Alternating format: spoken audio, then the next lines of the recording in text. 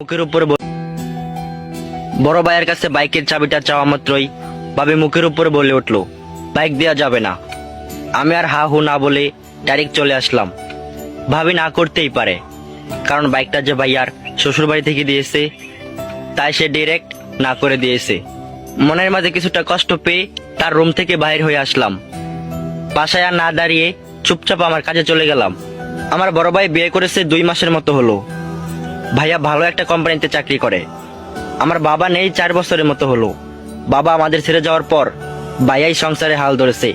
তার ইনকামের টাকাতেই আমাদের সংসার চলে।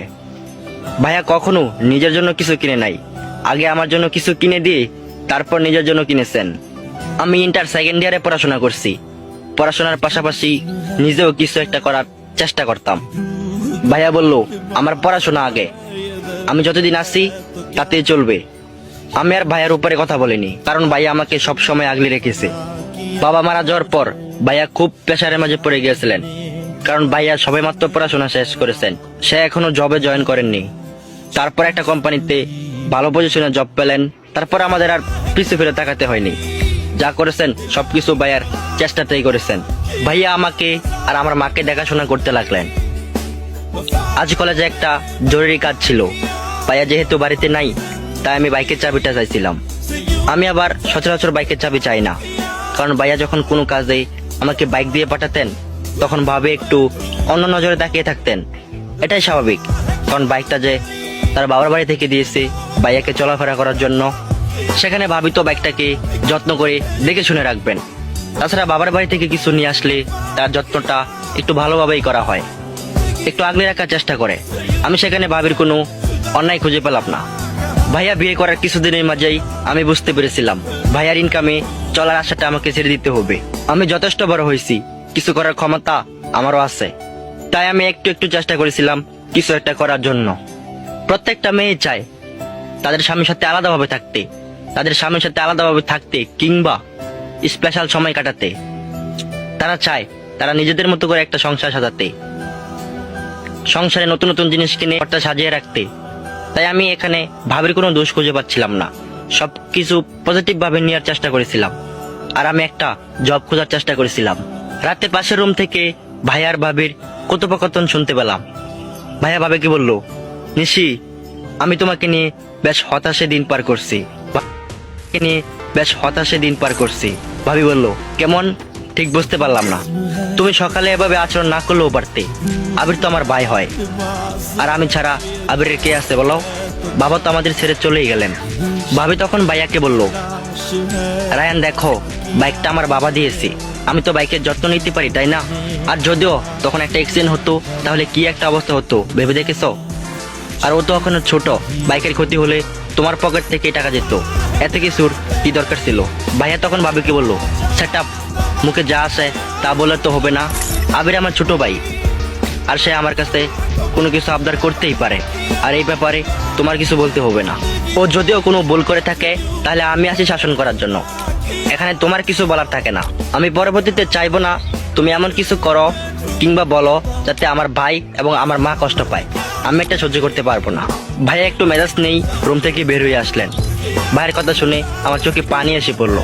ভাই আমাকে এতটা ভালোবাসে তা আমি আগে কখনো অনুভব করিনি। আজ আমার ভাইয়ের কথা শুনে আমার চোখের পানি আর না ফেলে পারলাম না। ভাবি 2 দিন চুপচাপ ছিলেন, ঠিকমতো খাওয়া দাওয়া করেনি, ঠিকমতো কারোর সাথে কথাও বলেনি। ভাইয়াও তার নিজের মতোই রইলেন। 4 দিনের দিন আমাদের বাড়িতে মেহমান আসলেন।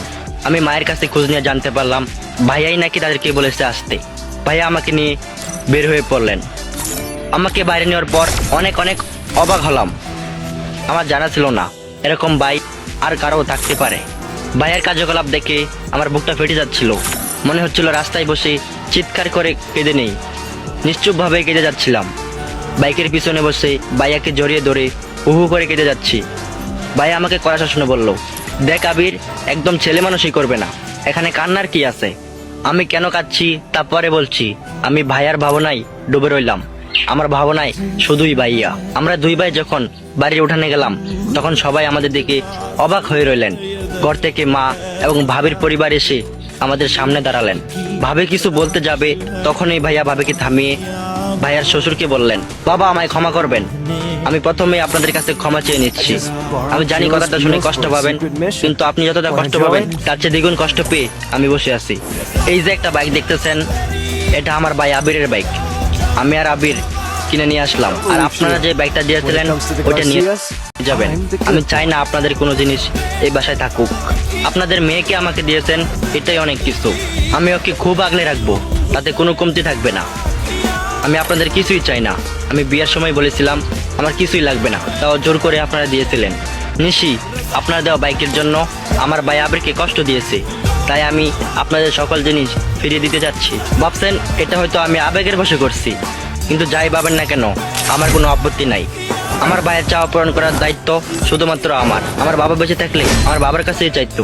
বাবা যেহেতু নাই, সেহেতু আমি আমার ভাইয়ের সব। তাছাড়া আমার বাবা আমার পড়াশোনার জন্য অনেক টাকা নষ্ট করেছে, আর সেই টাকার ভাগ আমার ভাইয়েরও আছে। যতদিন ও কিছু করতে না পারবে ততদিন ওর পাশে আমি আছি। আমার ভাইয়ের উপর আমার আস্থা আছে, ও যথেষ্ট ভালো ছেলে। আর হ্যাঁ, আবে যতদিন চাকরি না পাবে ততদিন আমি, আমার মা, আমার ভাই একসাথেই থাকবো। আর নিশি যাতে এই ব্যাপারে কোনো কথা না বলে। আর এই সিদ্ধান্ত যদি আপনারা না মানতে পারেন তাহলে আপনারা বিকল্প সিদ্ধান্ত নিতে পারেন, আমার কোনো আপত্তি নাই। ভাইয়ের কথা শুনে আমি সেখানে স্থিরভাবে থাকতে পারিনি। আস্তে করে রুমে গিয়ে চোখের পানি ফেলে, ভাই আমাকে শাসন করতো ঠিক আছে, কিন্তু যে এতটা ভালোবাসবে তা আমি কখনো কল্পনাও করিনি। সত্যি ভাই ভাই আর ভাই বোনের ভালোবাসার কাছে পৃথিবীর কোনো ভালোবাসার তুলনাই হয় না।